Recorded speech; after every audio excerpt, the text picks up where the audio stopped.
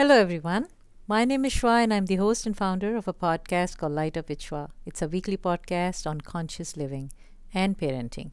I hope you are following my channel and listening or watching my podcast, as it was today, was on clips from Sheila Delaney, who is a coach, an ex former lawyer, corporate lawyer, and she had some amazing reflections and things to talk about, that how through the pandemic she has been dealing with the situation, her own, and how she has been processing all this time.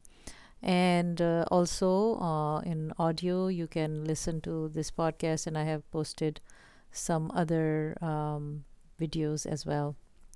So you will be hearing that. So I just wanted to say that I am on Clubhouse today at 3 p.m. Eastern Standard Time, and I'm talking about how can we heal ourselves and others and transform. So if you are available at 3 p.m., please join me for an hour's discussion. We'll see how it goes, and stay tuned for more. Friday meditation is coming up, so I hope you will join me there on YouTube. Thank you.